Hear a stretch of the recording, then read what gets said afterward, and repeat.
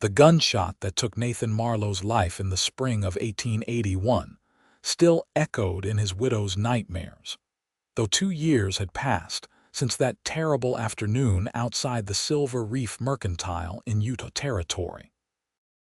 Nora Marlowe stood at her kitchen window, watching the desert landscape shimmer in the afternoon heat, her hands submerged in dishwater that had gone lukewarm while her mind wandered to places she would rather not go.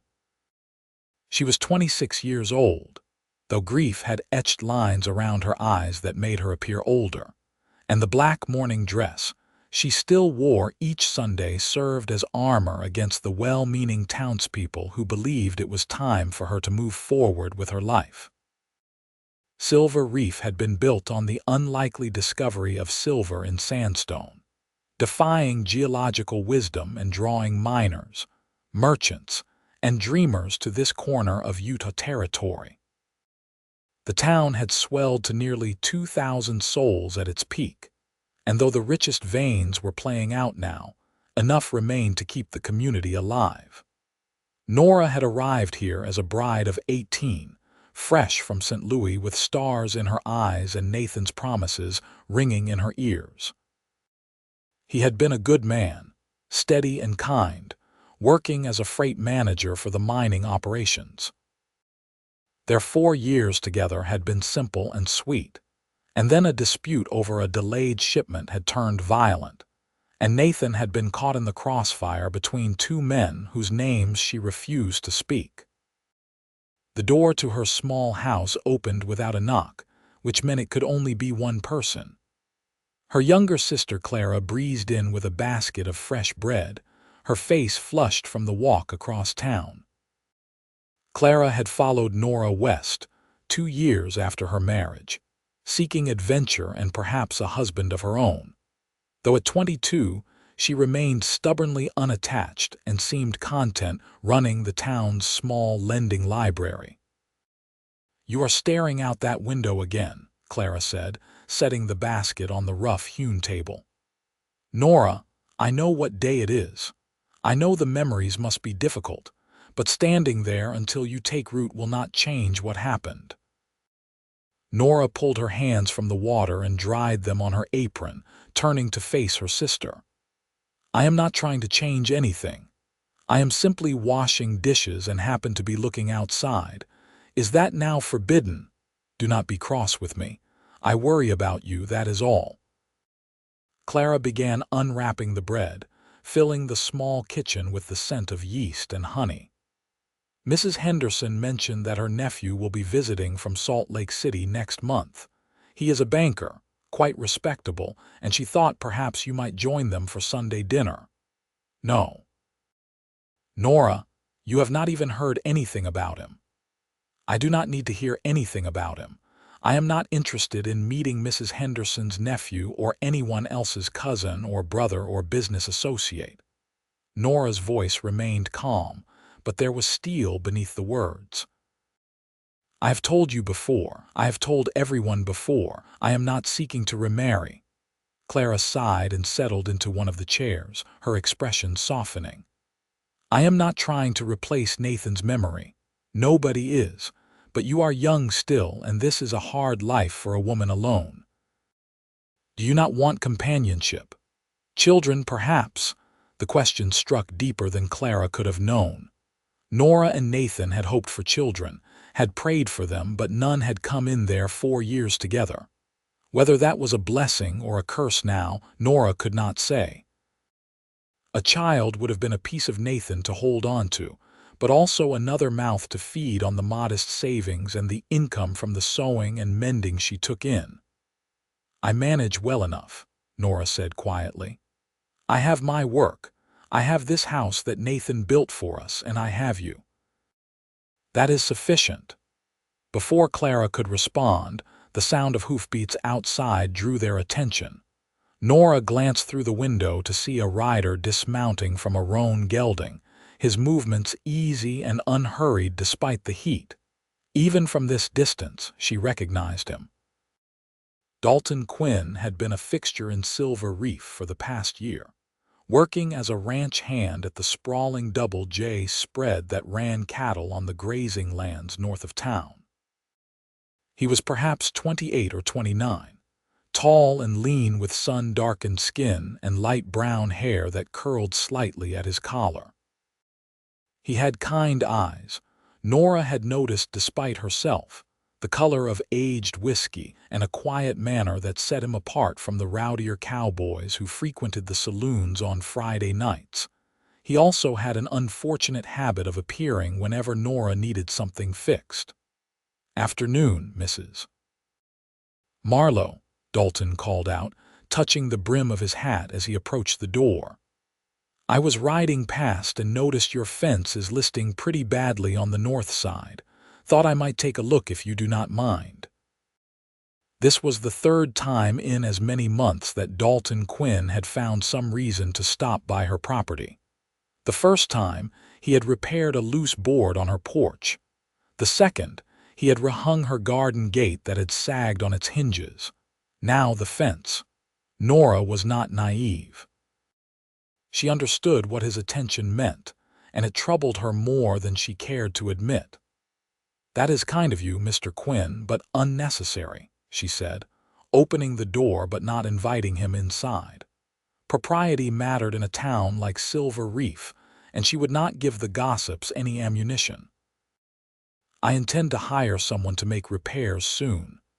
"No need to hire anyone when I am here already." His smile was gentle, not presumptuous. "I have tools in my saddlebag and the time. The Double J gave us the afternoon since we finished the branding early." Clara appeared at Nora's shoulder, her expression far too pleased. "How thoughtful of you, Mr. Quinn. My sister appreciates your help, even if she is too stubborn to say so. Would you like some water before you begin? It is terribly hot today." "Clara," Nora said sharply, but Dalton was already nodding his thanks. "Water would be welcome, Miss Clara. Thank you kindly." Nora had no choice but to step aside as Clara swept past to fetch a cup of water from the kitchen.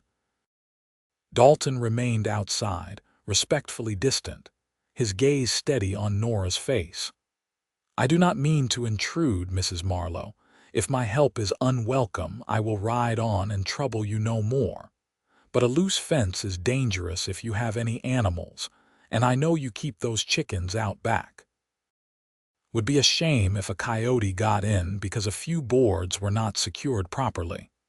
It was a reasonable point, delivered without manipulation or expectation. That was the problem with Dalton Quinn. He was unfailingly decent, which made it harder to maintain her walls. "The fence would be appreciated," she said finally, "but I insist on paying you for your time. No payment necessary, just being neighborly. Mr. Quinn, I am not a charity case. If you do the work, I will compensate you fairly." Something flickered in his eyes, an emotion she could not quite name. "All right then. I will do the work, and you can pay me with one of those loaves I smell baking if your sister has one to spare. That seems fair." Clara returned with the water and immediately agreed to the arrangement, handing over one of the loaves before Nora could protest. Dalton thanked them both, drained the cup, and headed around the side of the house to examine the fence. Through the window, Nora watched him work, noting the efficiency of his movements, the way he measured twice before cutting, the care he took with materials that were not his own. "He is sweet on you," Clara said unnecessarily. "I am aware. And you are not entirely unaffected by him, even if you pretend otherwise." Nora turned from the window, her jaw set. "What I feel or do not feel is irrelevant. I have no intention of remarrying, and that is final. Mr. Quinn is wasting his time if he believes his kindness will change my mind. Perhaps he is simply being kind because that is his nature, not because he expects anything in return. Then he is a rare man indeed." Nora's voice carried more bitterness than she intended. "Most men help a widow because they assume she is desperate and will be grateful enough to accept any offer made to her. Clara's expression sobered. "Not all men are like the ones who have bothered you, Nora. Mr. Patterson and his crude proposals do not represent every man in this territory. Dalton Quinn has never been anything but respectful, from what I have seen." That was true. In the year since Dalton had arrived in Silver Reef, Nora had never heard a single word spoken against him. He did his work, kept his own counsel, and treated everyone with equal courtesy. He attended church most Sundays, sitting in the back and leaving quietly afterward. He did not drink to excess, did not gamble, did not frequent the brothel at the edge of town. He was, by all accounts, exactly the sort of man any sensible woman would welcome, and Nora wanted nothing to do with him. The problem was not Dalton Quinn himself. The problem was what he represented. Moving forward, letting go, accepting that Nathan was truly gone and would not return no matter how many nights she lay awake wishing otherwise. The problem was the small, traitorous flutter in her chest when she saw him smile, the way her eyes followed his movements without her permission, the warmth that spread through her when he spoke her name in that low, careful voice. She had loved Nathan with the uncomplicated affection of youth, and his death had shattered something inside her. The thought of loving again, of opening herself to that kind of loss a second time, was unbearable. Better to remain alone, safely numb, than to risk her heart again. Dalton worked for nearly 2 hours, replacing rotted boards and reinforcing the posts that had started to lean. Nora forced herself to focus on her mending, her needle flying through the torn work shirt in her lap, but her attention kept drifting to the window. When he finally finished, the sun was beginning its descent toward the western hills, painting the sky in shades of orange and gold. He collected his tools, tied them back onto his saddle, and approached the house once more. Nora met him at the door before he could knock. "Thank you for the repairs, Mr. Quinn. The fence looks very sturdy now."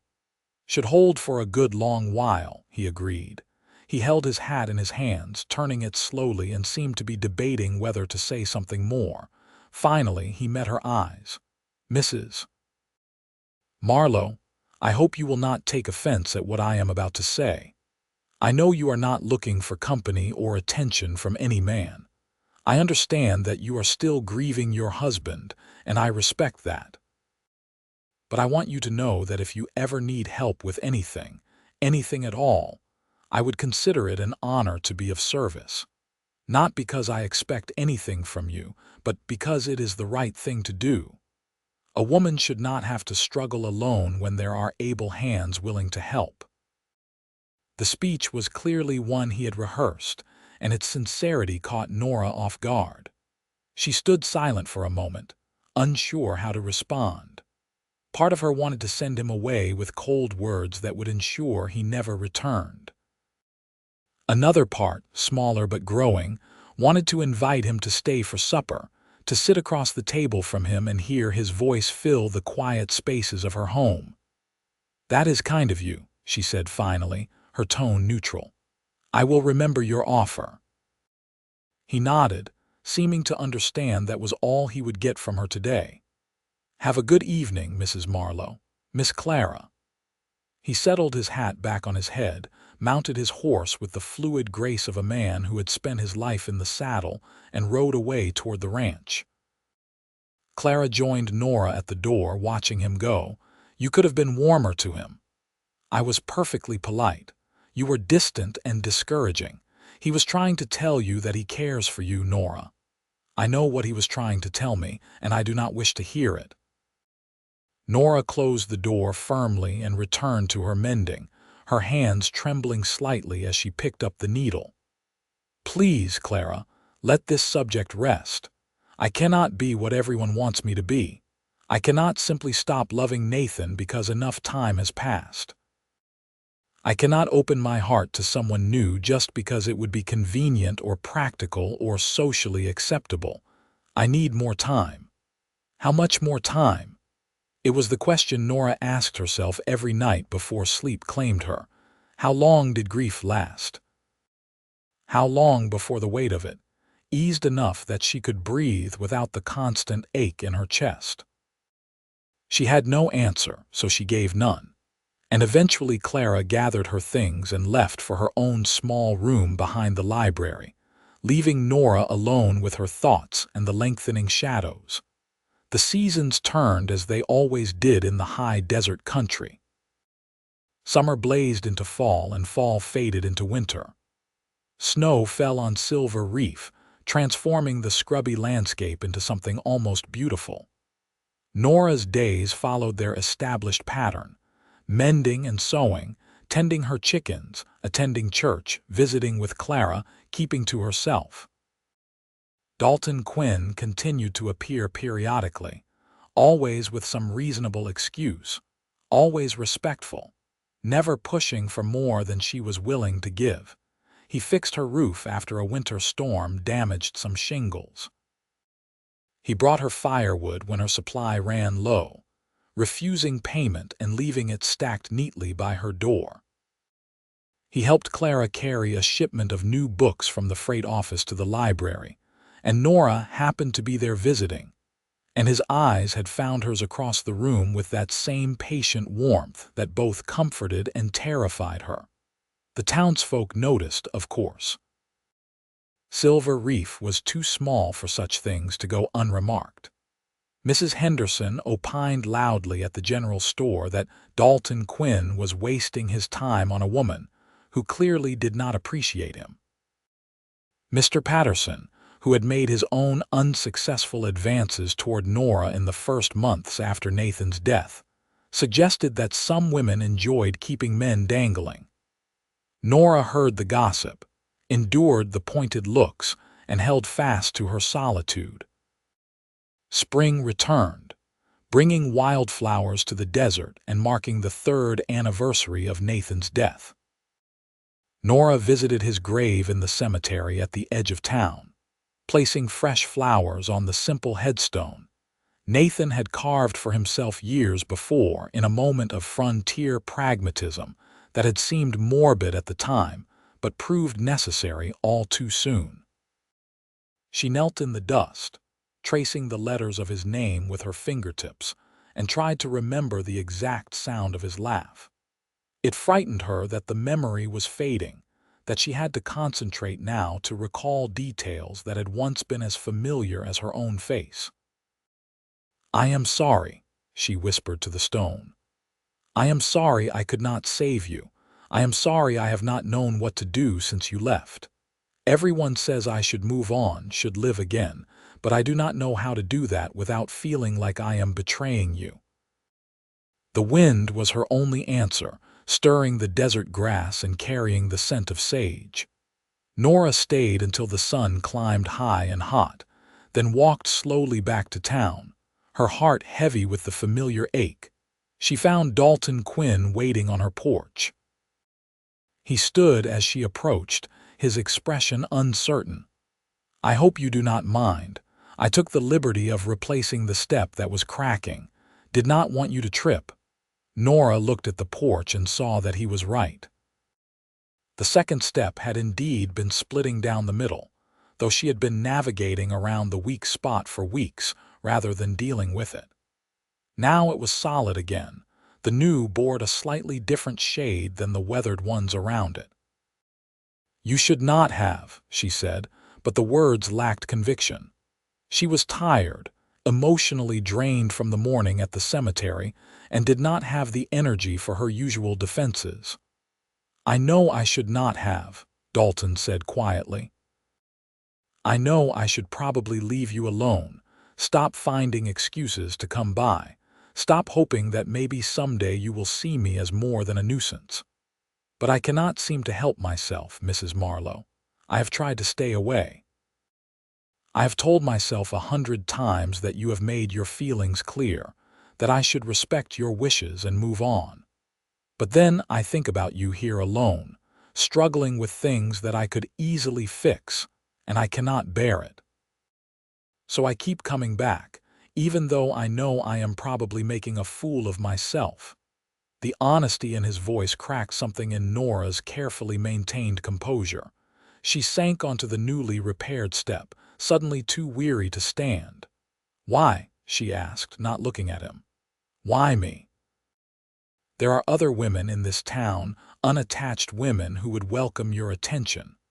Why waste your time on a widow who has told you repeatedly that she is not interested?" Dalton was silent for a long moment. Then he sat down on the step beside her, careful to maintain a respectful distance between them. "Do you want the truth?" "I would not have asked otherwise. Because from the first moment I saw you, I felt something I have never felt before. It was at church, about a week after I arrived in Silver Reef. You were sitting 3 rows ahead of me, wearing a dark blue dress, and when you bowed your head to pray, there was something in the line of your neck, the way the light came through the window and touched your hair, that made my heart stop. I know that sounds foolish. I know it sounds like the romantic nonsense of dime novels, but it is the truth." He paused, and Nora could feel his gaze on her profile, but she kept her eyes fixed on the dusty street. "I asked about you afterward," he continued. "Learned that you were a widow, that you had lost your husband in a violent way that you kept to yourself. And I thought, well, that is that. A woman with that much grief is not looking for a cowboy with nothing to offer but a strong back and calloused hands, but I could not stop thinking about you. I found myself riding past your house on my way to town, even when it was not on the way at all. I listened for your name in conversations. I learned that you were strong and proud, that you had refused multiple offers of marriage from men who saw you as an easy solution to their need for a wife and housekeeper. And that made me respect you even more." Nora felt tears prickling at her eyes, though she could not have said whether they were tears of grief or something else entirely. "You do not know me, Mr. Quinn. You know an idea of me, perhaps, but not the real woman. I am not strong. I am afraid all the time. I am angry at God for taking Nathan, angry at Nathan for leaving me, angry at myself for not being able to let him go. I am a mess of contradictions and barely healed wounds, and you deserve better than that. Should not I be the one to decide what I deserve?" His voice was gentle, not argumentative. "And for what it is worth, I do not believe you are as much of a mess as you think. I see a woman who has survived something terrible and is still standing. I see someone who works hard, treats people kindly even when they do not return the favor, and protects her heart because it has been broken. That does not sound like weakness to me. That sounds like courage." A tear escaped and traced down Nora's cheek.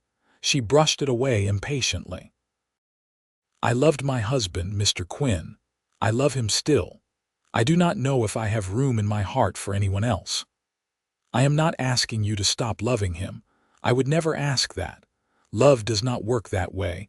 The heart is not a finite thing.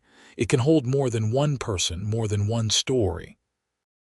He shifted slightly, and she heard the creak of the step beneath his weight. "I am not trying to replace your husband's memory or take his place. I am just asking for a chance to be part of your life, in whatever way you are comfortable with. If that means I continue to fix things around your house and nothing more, I can accept that. If it means we become friends who talk occasionally, I would treasure that.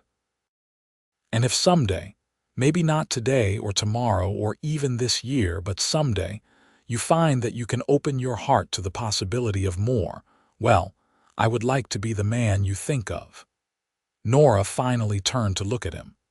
His face was honest and open, free of calculation or hidden agenda. He meant every word he had said.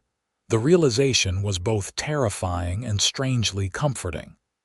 "I cannot make you any promises," she said. "I cannot tell you that I will ever be ready for what you want. It would not be fair to you to let you keep hoping if I do not know whether hope is justified. Let me worry about what is fair to me. I am a grown man, Mrs. Marlowe. I make my own choices with my eyes open." He stood, brushing dust from his trousers. "I should get back to the ranch. We are moving cattle to the summer pasture tomorrow, so I will likely be scarce for a few weeks. But I wanted you to know where I stand. I wanted you to understand that I am not going anywhere, not unless you explicitly tell me to leave and never return. Can you do that? Can you look me in the eye and tell me you want me to stay away permanently?" Nora opened her mouth to say exactly that, to end this once and for all, to protect both of them from the inevitable pain. But the words would not come.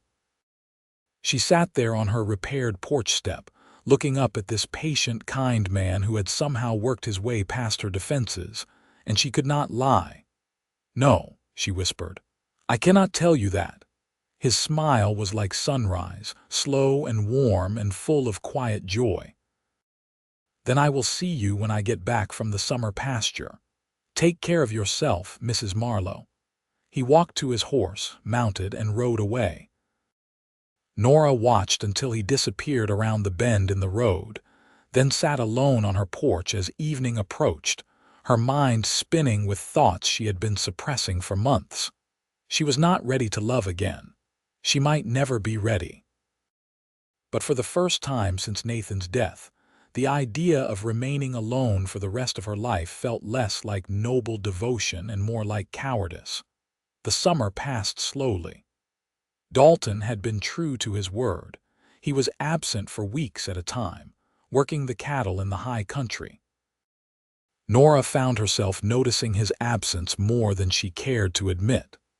The small repairs that needed doing piled up, and while she could have hired someone or asked one of the other men in town for help, she found herself waiting, telling herself she would handle it when Dalton returned. Clara noticed the change in her sister and was wise enough not to comment on it directly, though her knowing look spoke volumes. Nora threw herself into her work, taking on more mending and sewing than she could comfortably manage, staying busy enough that she did not have time to think about the cowboy, who had declared his intentions so plainly, and then given her space to breathe. In late August, a letter arrived from St. Louis. Nora's mother had been ill, though the letter assured her that the worst had passed and there was no need for Nora to make the long journey home. Still, reading her mother's careful handwriting brought a wave of homesickness so intense it left Nora breathless. She had not been back to Missouri since coming west with Nathan. Her parents were aging, and there was no guarantee she would see them again if she did not visit soon. She mentioned the letter to Clara over lunch at the library, thinking aloud about the possibility of a trip east. "I have enough saved to cover the train fare and a few weeks' expenses," she said, nibbling at the sandwich Clara had packed. "If I went in the fall after the heat breaks, I could be back before winter sets in." "You should go," Clara said immediately. "Mama and Papa would be overjoyed to see you. And honestly, Nora, a change of scenery might do you good. You have not left Silver Reef in 3 years. What about my work? I have commitments to Mrs. Chen and the Hendersons, mending that I promised to finish. I can handle any emergencies that come up and the rest can wait a few weeks. Do not use your sewing as an excuse to avoid living your life." The words stung because they were true. Nora had been using many things as excuses, building a fortress of routine and obligation to keep the world at bay. Maybe Clara was right. Maybe distance and time with her family would help her gain perspective on everything that had been churning inside her since Dalton Quinn's declaration. "I will think about it," Nora promised, and she meant it. She was still thinking about it 2 weeks later when Dalton reappeared in town. Nora was at the general store, purchasing thread and fabric when she heard his voice behind her. "Mrs. Marlowe, it is good to see you." She turned, and her breath caught.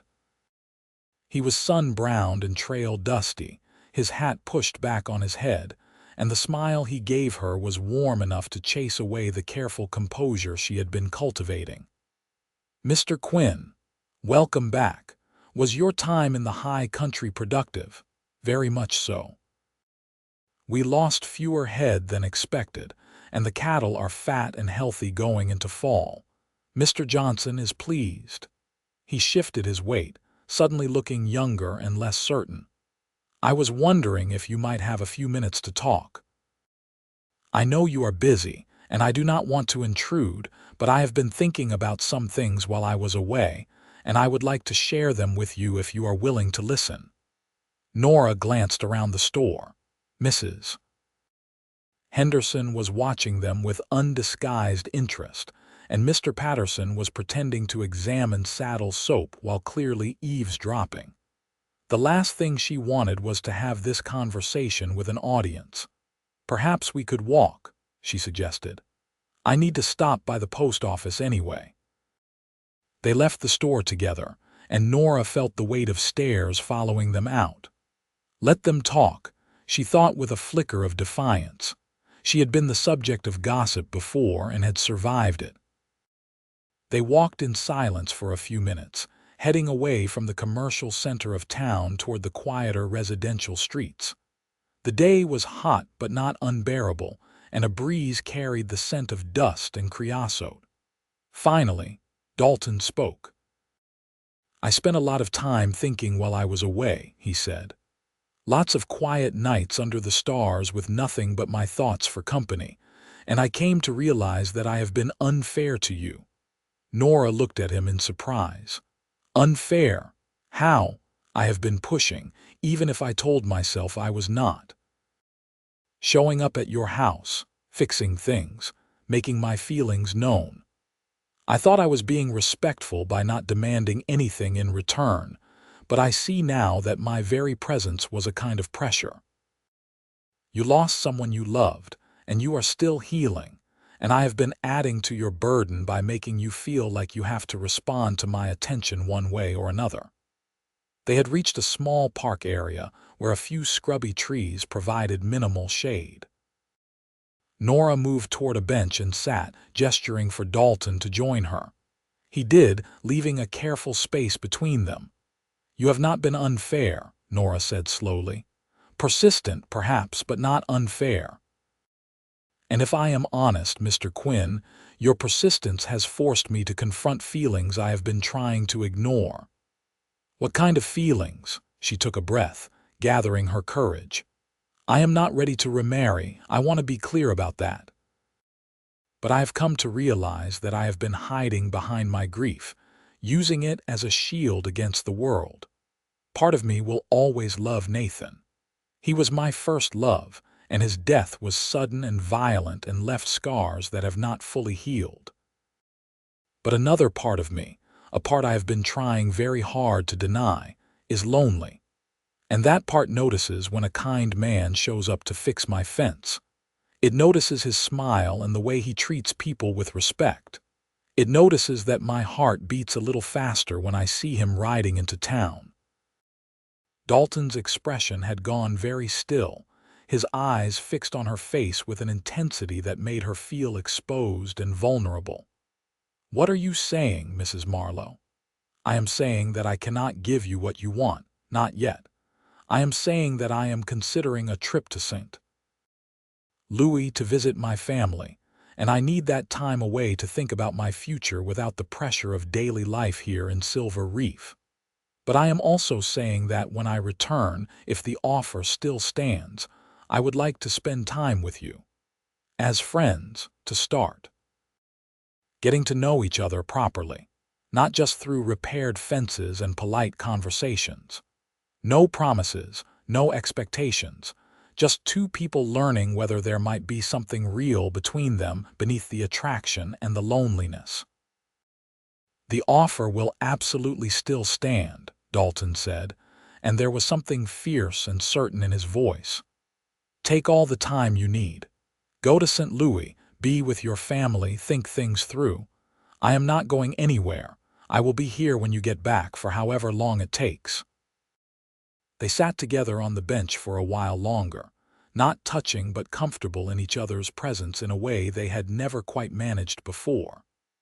Nora felt something loosening in her chest, a knot of tension she had been carrying for so long that she had forgotten it was there. This was not a commitment. This was not a betrayal of Nathan's memory. This was simply acknowledging the truth of her situation and taking a small, tentative step toward an uncertain future. When they parted ways, Dalton tipped his hat to her with that same gentle smile, and Nora walked home with her heart feeling lighter than it had in years. She booked her train passage for late September, giving herself time to finish her outstanding sewing projects and make arrangements for Clara to check on her house and chickens while she was gone. The weeks before her departure flew by in a flurry of activity. She packed her trunk with clothes suitable for a St. Louis autumn, wrote letters to her parents announcing her arrival, and tried not to think too much about the fact that she was leaving Silver Reef for the first time since Nathan's death. Dalton came to say goodbye the evening before her departure. Clara had diplomatically made herself scarce, claiming she needed to organize some new books at the library, leaving Nora alone when he knocked on her door. "I will not keep you long," he said, standing on the porch. "I know you have last-minute preparations, but I wanted to give you this before you left." He held out a small package wrapped in brown paper and tied with twine. Nora took it carefully, surprised by the gesture. "What is it?" "Open it when you are on the train," he said. "Something to remember that you have people here in Silver Reef thinking of you and hoping you have a safe journey." "Thank you." She set the package on the table just inside the door, then turned back to him.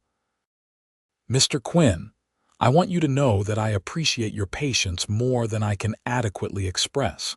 You have been kinder to me than I probably deserve, and I promise I will do some serious thinking while I am away. That is all I can ask." He reached out as if to take her hand, then seemed to think better of it and let his arm fall back to his side. "Travel safely, Mrs. Marlowe.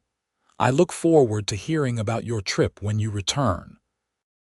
After he left, Nora picked up the package and turned it over in her hands, curiosity warring with the promise to wait. She eventually set it in her traveling bag, along with the book she planned to read on the train, and finished her preparations for the morning. The train journey was long and tedious, full of uncomfortable seats and stops in dusty towns that all looked vaguely the same. But as the landscape gradually shifted from desert to prairie to the greener country of the east, Nora felt something in her spirit shift as well.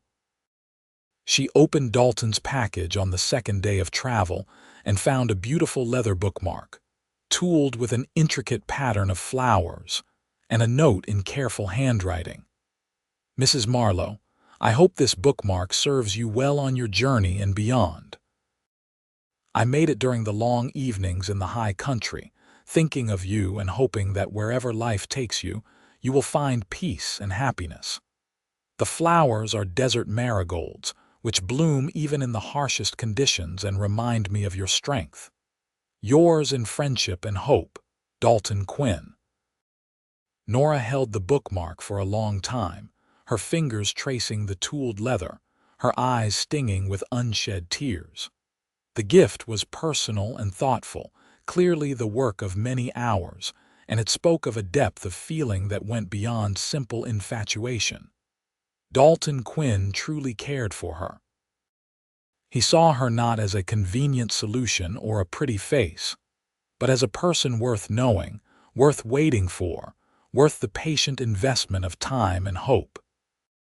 She tucked the bookmark into her current reading, a volume of Whitman's poetry that Clara had lent her, and spent the rest of the journey alternating between reading and staring out the window at the passing landscape, her mind full of complicated thoughts. Her parents met her at the train station in St. Louis, and the reunion was tearful and joyful. Her mother looked older and frailer than Nora remembered, though she insisted her health was much improved. Her father had gone completely gray, but his embrace was as strong as ever. They took her home to the modest house where she had grown up, and for the next 3 weeks, Nora immersed herself in the comfortable rhythms of her childhood home. She helped her mother with household tasks, spent long afternoons talking with her father about everything and nothing, visited old friends who had married and started families while she had been out west. St. Louis was bustling and modern, full of brick buildings and paved streets and the constant hum of industry. After 3 years in Silver Reef, it felt crowded and overwhelming, and Nora found herself missing the wide desert skies and the spacious silence of Utah Territory. Her parents asked about her life, and she told them about her work, about Clara and the library, about the little house Nathan had built and the community of Silver Reef. She did not mention Dalton Quinn at first, not wanting to invite questions she was not ready to answer. But her mother was perceptive, and one evening as they sat on the porch watching the sun set, she asked the question Nora had been avoiding. "Is there someone, Nora?" Nora's first instinct was to deny it, but she found herself nodding slowly instead. "Maybe. I do not know yet. There is a man, a cowboy, who has been very kind to me. He has made his interest clear, and I have told him I am not ready for anything serious. But I think, perhaps, I might want to try, when I am ready." Her mother reached over and took her hand. "Nathan was a good man, and you loved him well. But he is gone, sweetheart, and you are still here. You deserve to be happy again. You deserve companionship and love and all the good things life has to offer. Nathan would not want you to spend the rest of your days alone mourning him." "I know that in my head," Nora said quietly. "But my heart is slower to accept it. I feel like I am betraying him by even considering the possibility of caring for someone else. Love is not betrayal. You did not stop loving us when you fell in love with Nathan. You simply made room in your heart for him too. The same can happen again, if you let it." They talked for hours that evening about grief and guilt and the complicated process of healing. Her mother shared stories about her own losses, the babies who had not survived infancy before Nora and Clara were born, the sister she had adored who had died young. "Grief is a part of life," she said. "We carry it with us, but we do not have to let it define us. You can honor Nathan's memory and still build a new future. The two things are not mutually exclusive." The words sank deep, settling into the places where Nora had been holding so much pain and confusion. By the time she boarded the train back to Utah Territory in late October, she felt lighter somehow, as if the visit home had helped her set down a burden she had been carrying for too long. The train journey west felt shorter than the one east, though that was probably just her imagination. Nora found herself growing eager as they crossed into Utah Territory, anticipation building with each mile that brought her closer to Silver Reef. She had sent Clara a telegram with her arrival date, but had not mentioned anything to anyone else. Part of her wondered if Dalton would somehow know she was back, if he would appear as he always seemed to do when she needed him. Clara met her at the small Silver Reef station, throwing her arms around Nora in an enthusiastic embrace that nearly knocked them both over. "I have missed you so much. The town has been dreadfully dull without you." "Well, not entirely dull. Mrs. Henderson's nephew did visit, and he was even more boring than anticipated. I told her you had excellent taste in declining to meet him." "Oh, and Mr. Patterson got into a fistfight with a miner over a card game and had to have 3 teeth pulled. Served him right, the old lecher. And Dalton Quinn has been moping around like a lost puppy ever since you left, though he tries to hide it. I saw him just this morning at the feed store, and he asked very casually if I had heard when you might be returning, as if he were simply making polite conversation and not desperately hoping for information." Nora laughed despite herself. "Clara, breathe. You are going to pass out from talking too much without pausing." They collected Nora's trunk and began the walk back to the house. Silver Reef looked exactly as she had left it, dusty and sun-baked and somehow dear in its familiar shabbiness. Her little house was clean and well-maintained, thanks to Clara's diligent care, and the chickens were all healthy and laying well. Nora unpacked her trunk, putting away clothes and gifts she had brought back from St. Louis, and settled back into her routine as if she had never left. Except everything felt different now. She felt different. The time away and the long conversations with her mother had shifted something fundamental in how she viewed her situation. She was no longer the grief-stricken widow clinging to the past. She was a woman with a past and a present and, potentially, a future that could hold more than solitary survival. 3 days after her return, Dalton appeared at her door. He looked nervous, his hat in his hands, his posture uncertain in a way she had never seen before. "Mrs. Marlowe, I heard you were back. I hope your trip was good and your family as well." "Come in," Nora said, stepping back from the door. "Please. I was hoping I might see you soon. I have something I want to say." He entered cautiously, as if afraid the invitation might be rescinded.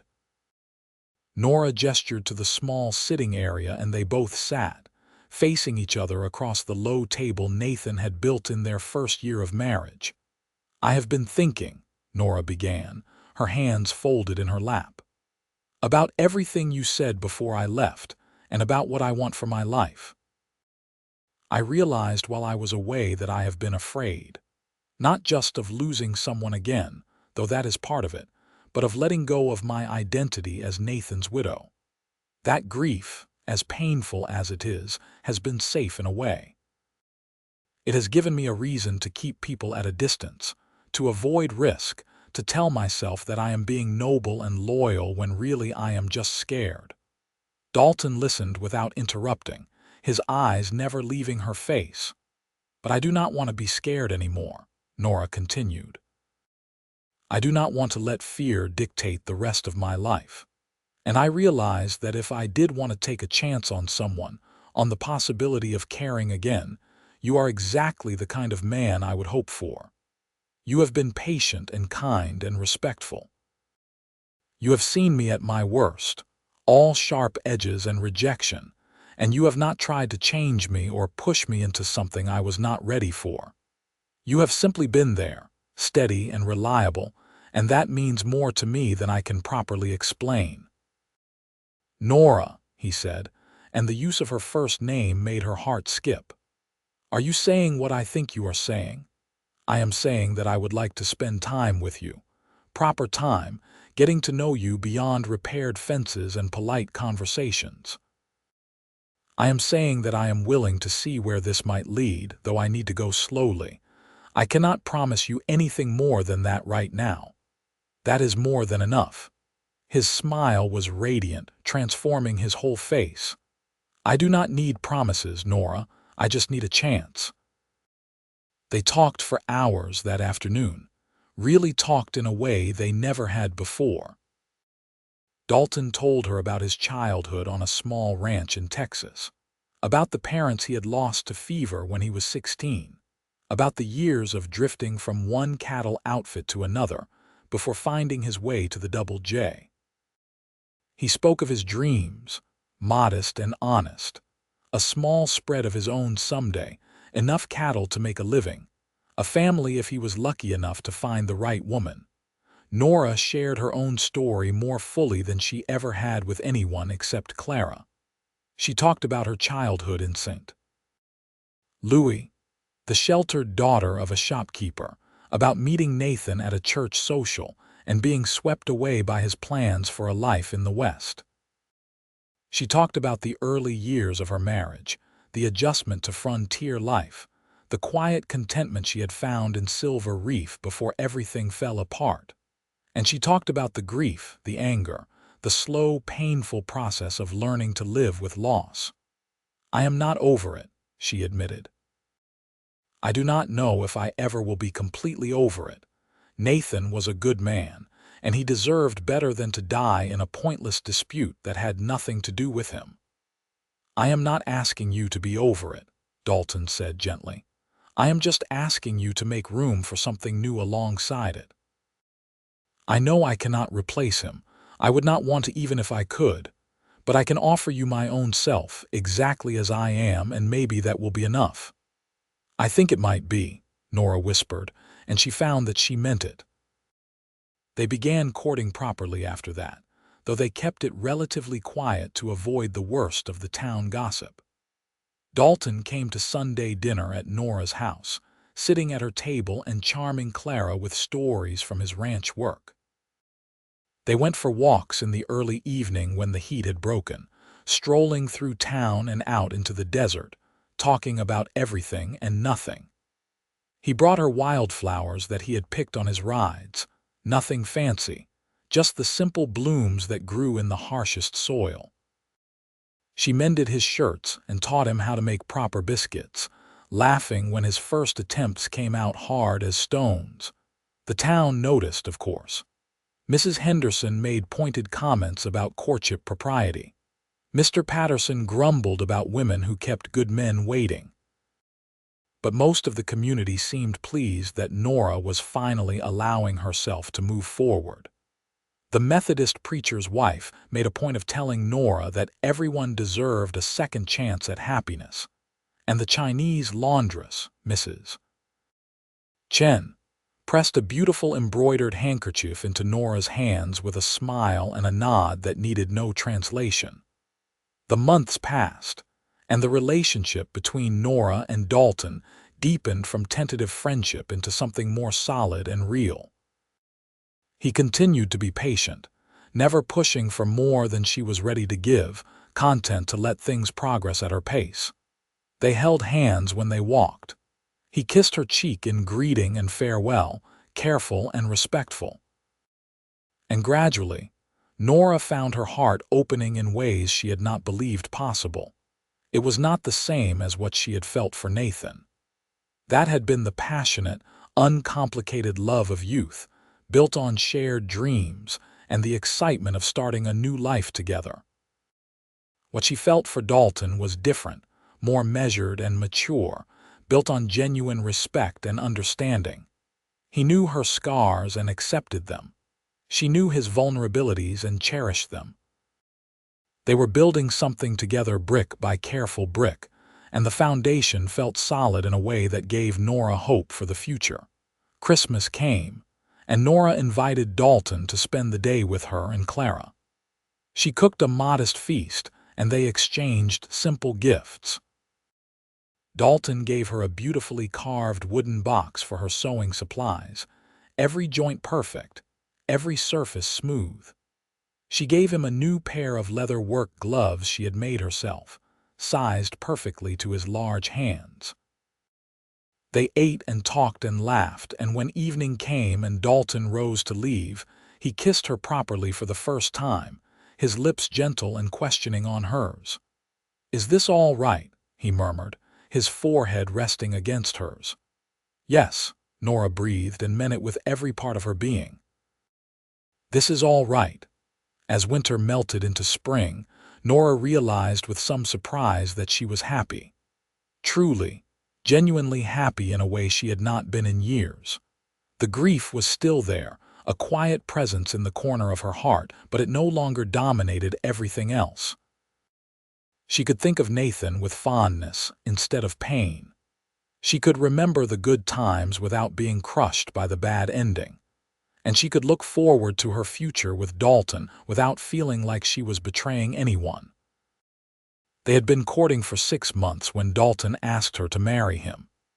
It was a warm May evening, and they were sitting on her porch watching the sunset paint the western sky in brilliant oranges and pinks. He had been quieter than usual all day, and Nora had sensed that something was on his mind. When he finally spoke, his voice was steady but his hands were shaking. "Nora, I have been thinking about this for a long time. I know we agreed to take things slowly, and I do not want to rush you into anything you are not ready for, but I need you to know what is in my heart." He shifted to face her, taking both of her hands in his. "I love you. I have loved you for a long time, probably since that first day in church when I did not even know your name.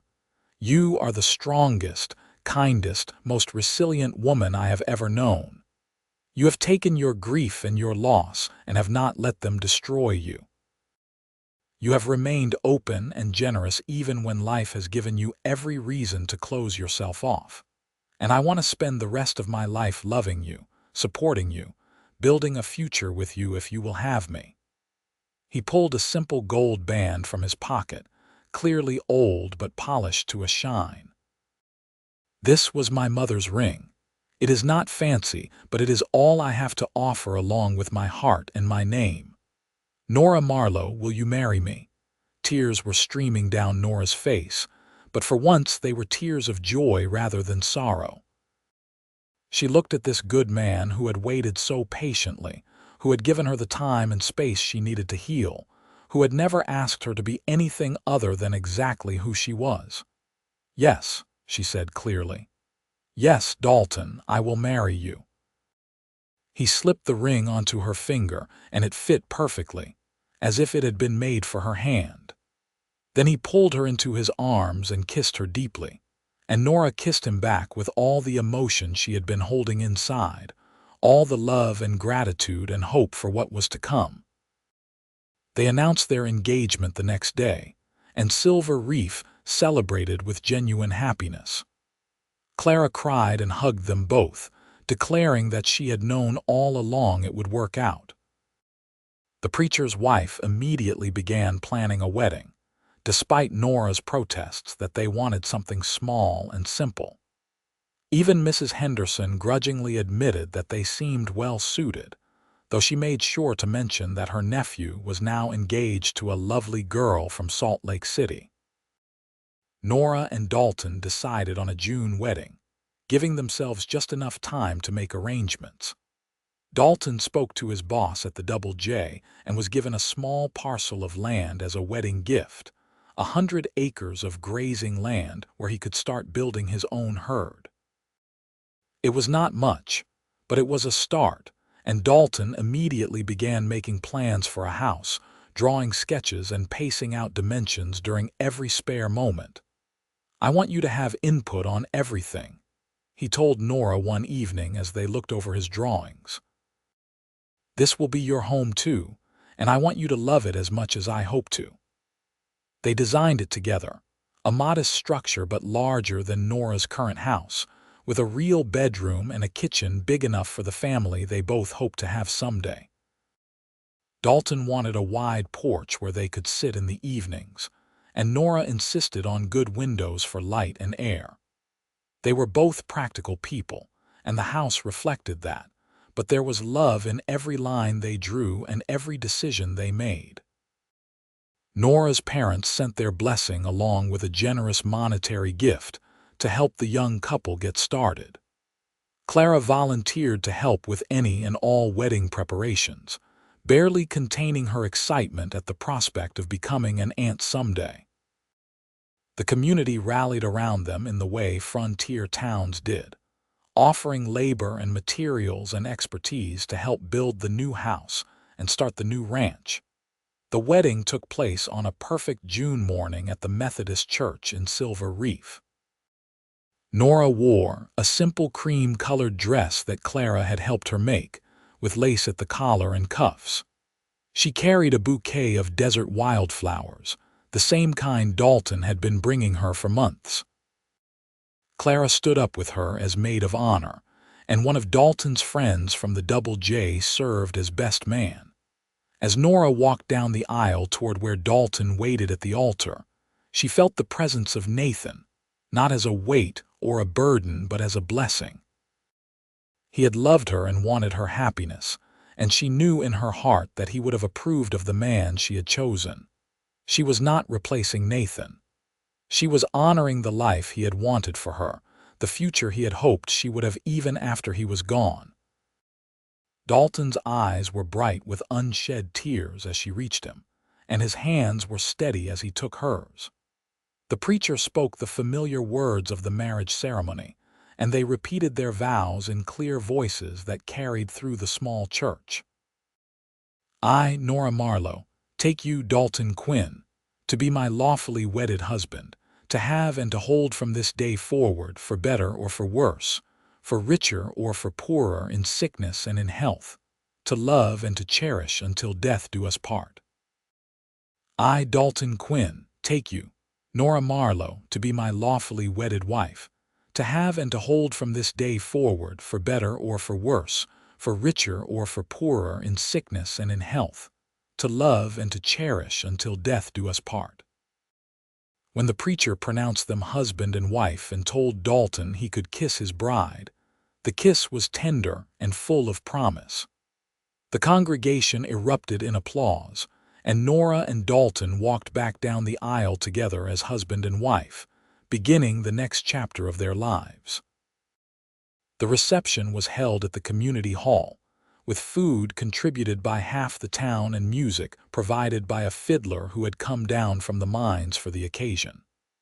Nora danced with her new husband, with Clara, with several of the townsmen who insisted on congratulating her properly. She laughed and talked and accepted well wishes from people who had watched her journey from grief-stricken widow to hopeful bride. As the sun began to set, and the celebration wound down, Dalton and Nora slipped away to the small house that would be theirs until their new home was finished. Dalton carried her over the threshold, and Nora laughed at the old-fashioned gesture, but her heart was full as he set her down gently and closed the door behind them. "Mrs. Quinn," he said, trying out her new name. "How does it feel?" "Strange," Nora admitted. "But good strange. Right strange." She reached up to cup his face, feeling the scratch of his evening stubble against her palm. "I love you, Dalton Quinn. I did not think I could feel this way again, but you proved me wrong. You were patient when I needed patience, steadfast when I needed steadfast, and you never gave up on me even when I had given up on myself. I will never give up on you," he promised. "We are in this together now for the rest of our lives." They made love that night as husband and wife, tender and passionate and full of joy. Nora gave herself to him completely, holding nothing back, and in his arms she felt the last pieces of her broken heart finally knit back together into something whole and healed. The years that followed were good ones. They moved into their new house in the fall of 1884, and Nora filled it with carefully chosen furniture and handmade curtains, and all the touches that turned a house into a home. Dalton built up his cattle operations slowly and steadily, never overextending, always planning for the future. The ranch began to thrive under his careful management, and within a few years they were solidly established with enough income to be comfortable if not wealthy. In the spring of 1885, Nora discovered she was pregnant. The news filled her with equal parts joy and terror. She had wanted children for so long, had mourned their absence during her marriage to Nathan, and now that it was finally happening, she found herself afraid of all the things that could go wrong. Dalton was endlessly patient with her fears, holding her when the anxieties became too much, reassuring her that everything would be fine. Their son was born in January of 1886, a healthy boy with his father's eyes and his mother's dark hair. They named him James Nathan Quinn, honoring both Dalton's father and Nora's first husband, a gesture that spoke to the blended nature of their family and their lives. Nora held her son for the first time and wept with joy and relief and overwhelming love, while Dalton hovered nearby looking both proud and terrified of the tiny person they had created together. Clara was a devoted aunt, visiting frequently and spoiling her nephew shamelessly. Nora's parents made the long journey from St. Louis to meet their first grandchild, staying for a month and marveling at the life their daughter had built in this harsh but beautiful land. Even some of the old-timers from Silver Reef stopped by to pay their respects, bringing small gifts and offering advice that ranged from helpful to completely absurd. 2 years later, they welcomed a daughter into the family, a red-faced, loud little girl they named Sarah Elizabeth. Now their family felt complete, though Nora and Dalton often joked about having a whole ranch's worth of children eventually. The house that had seemed so spacious when they built it suddenly felt cozy and full, alive with the sounds of children's laughter and the constant motion of family life. Nora had never been happier. She looked back sometimes on the woman she had been, the grief-stricken widow who had been so certain she would never love again, and marveled at the journey that had brought her to this place. She had not forgotten Nathan. His memory remained a part of her, honored and treasured, but it no longer defined her entire existence. She had made room in her heart for new love, new life, new possibilities, and in doing so had discovered a happiness she had not known was possible. Dalton proved to be an exceptional father, patient and playful with the children while still maintaining the gentle firmness they needed to grow into good people. He taught James to ride almost as soon as the boy could walk, and he carried Sarah on his shoulders as he did his evening chores, narrating every action so she could learn the rhythms of ranch life. He continued to be an exceptional husband as well, never taking Nora for granted, always finding small ways to show his love and appreciation. On their 5th anniversary, Dalton surprised Nora with a trip to St. Louis so she could visit her parents and show off the children. They spent a month in the city, and while Nora enjoyed the visit, she found herself eager to return to Utah Territory. Silver Reef and the ranch had become home in a way. St. Louis would never be again. The wide skies and the desert landscape had worked their way into her soul, and she realized she had become a woman of the West in truth, not just by circumstance. Silver Reef itself began to decline in the late 1880s as the silver veins played out, and the miners moved on to more promising claims.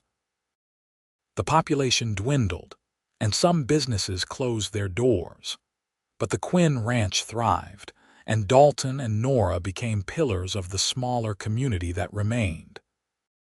They helped neighbors in times of trouble, hosted gatherings at their home, and contributed to the church and school that served the scattered families of the region. Clara eventually married a newspaperman from Cedar City, a bookish man named Henry who adored her sharp wit and shared her love of literature. They moved to his town but visited frequently, and the cousins grew up close despite the distance.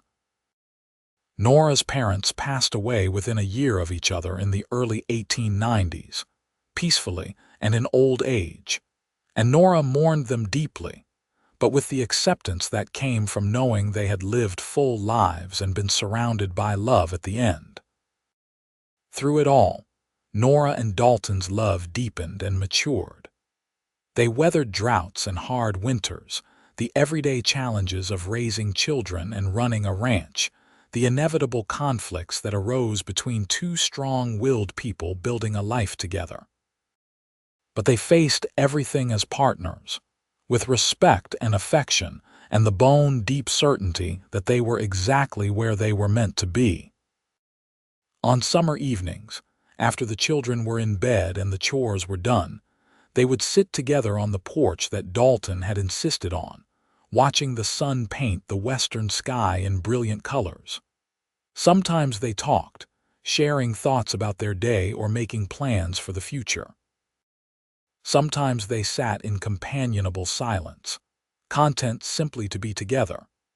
And sometimes Nora would think about the journey that had brought her to this moment, the pain and loss that had nearly broken her, the patient cowboy who had waited 3 years until she was ready to trust again. "What are you thinking about?" Dalton would ask when he caught her in these reflective moods. "About how lucky I am," Nora would reply, taking his hand. About how close I came to missing all of this because I was too afraid to take a chance. About how grateful I am that you did not give up on me. I could never have given up on you, Dalton would say, squeezing her hand gently.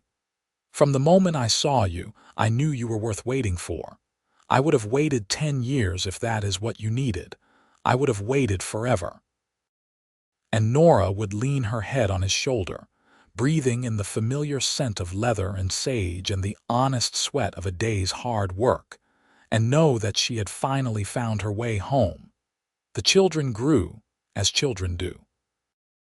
James showed an aptitude for ranching and spent his teenage years learning everything his father could teach him about cattle and land management. Sarah was bright and curious, always asking questions and reading every book she could get her hands on. Aunt Clara delighted in fostering her intellectual interests, sending boxes of books and discussing literature and philosophy during her visits. More children followed, 3 more in total over the next decade, filling the house with noise and love and the wonderful chaos of a large family. The Quinn Ranch expanded gradually, acquiring more land and more cattle, becoming one of the most successful operations in the region. Dalton proved to have a gift for business as well as ranching, making smart decisions and building relationships with buyers and other ranchers that served them well. Nora continued her sewing work, though now it was more for pleasure than necessity. She made clothes for her children and grandchildren as they eventually arrived, creating beautiful quilts and embroidered pieces that became family treasures passed down through the generations. She also became known in the community as someone who could be counted on in times of trouble, sitting with the sick, helping with births, providing food and comfort to families facing hardship. As they moved into middle age and then beyond, Nora and Dalton became the kind of couple that younger people looked to as an example of what marriage could be. They bickered sometimes, as all couples do, usually about trivial things like whether to butcher the old rooster or give him 1 more year. But the deep respect and affection between them never wavered. They had built something rare and precious, a partnership rooted in genuine love and mutual understanding. On their 25th anniversary, their children threw them a party that brought together friends and family from across the region. There were speeches and toasts, laughter, and a few happy tears. James, now a young man of 23 running much of the day-to-day ranch operations, stood up to make a speech that left Nora weeping into her handkerchief. "My parents have shown me and my siblings what it means to love well," he said, his voice strong and clear. "They have taught us that love is not just feelings and romance, though they have plenty of that even after all these years. Love is showing up every day, doing the hard work, supporting each other through the good times and the bad. It is patience and kindness and choosing each other over and over again. Pa waited for Ma when she was not ready to love again, and Ma found the courage to open her heart when it would have been easier to stay closed. They are both the bravest people I know, and I am proud to be their son." The gathered crowd applauded, and Dalton pulled Nora close, kissing her forehead as he had done 10,000 times over the years. "That boy of ours is quite the speaker," he murmured. "He gets it from you," Nora replied. "You have always had a way with words when it mattered most." As the party continued around them, Nora looked around at the life they had built. Her children and grandchildren, Clara and Henry and their family, friends and neighbors who had become like family over the decades. The house they had designed together expanded now to accommodate their growing clan. The land that stretched out in every direction, productive and well-tended. All of it had sprung from a choice she had made years ago, the choice to trust again, to risk her heart one more time despite all the reasons not to. She thought about Nathan sometimes, less frequently now, but still with fondness and gratitude for the years they had shared. She had visited his grave earlier that day, placing flowers on the headstone as she did a few times a year, and had found herself thinking that he would have liked Dalton, would have approved of how things had turned out. The two men were different in many ways, but similar in the qualities that mattered most: integrity, kindness, strength of character. "No regrets?"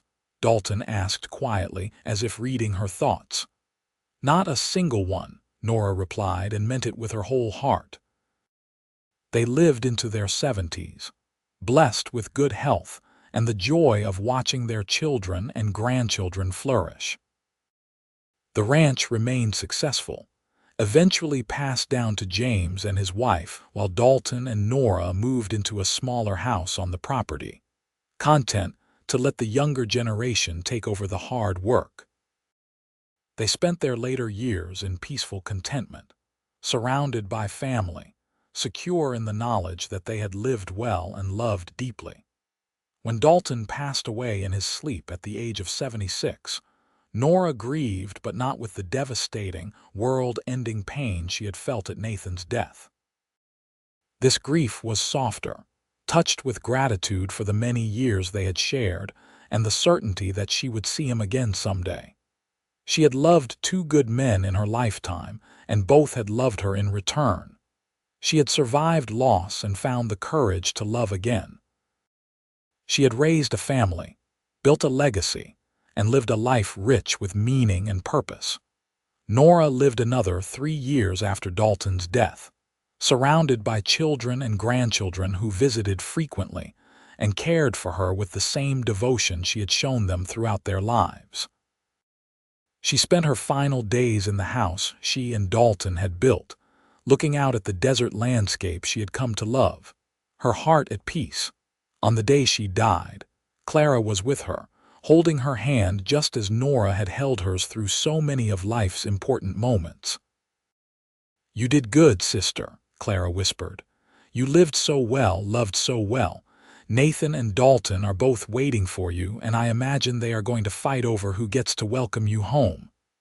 Nora smiled at that image, her breath growing shallow. "Tell the children I love them," she murmured. "Tell them to be brave, to take chances on love even when it is frightening. Tell them that a heart can hold more than they think, that grief and joy can exist side by side, that life is precious and should be lived fully." "I will tell them," Clara promised. "Rest now, Nora. You have earned it." Nora closed her eyes and felt herself drifting, the pain and weariness of her aged body falling away. In her mind's eye, she saw the wide porch of the house she and Dalton had built, and there he was, waiting for her with that patient smile she knew so well. And beside him, smiling too and gesturing her forward, was Nathan, looking just as she remembered him from their youth together, her heart, which had been broken and healed and filled to overflowing with love, finally stilled. The widow who had refused to remarry, and the cowboy who had waited 3 years until she was ready had lived their love story to its natural conclusion. And it had been more beautiful than either of them could have imagined that day on the porch when he had first asked for a chance, and she had found the courage to say yes. The Quinn Ranch continued for generations, a testament to the foundation Dalton and Nora had built. Their children told stories about them to their own children and grandchildren, keeping alive the memory of the patient cowboy and the grieving widow who had found their way to each other in the harsh beauty of the Utah desert.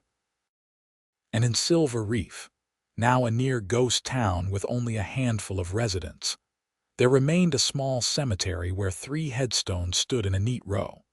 Nathan Marlowe, beloved husband, taken too soon. Dalton Quinn, devoted husband and father who lived well and loved deeply. And Nora Marlowe Quinn, cherished wife, mother, and friend, who taught everyone around her that the human heart is capable of holding infinite love if we only have the courage to let it.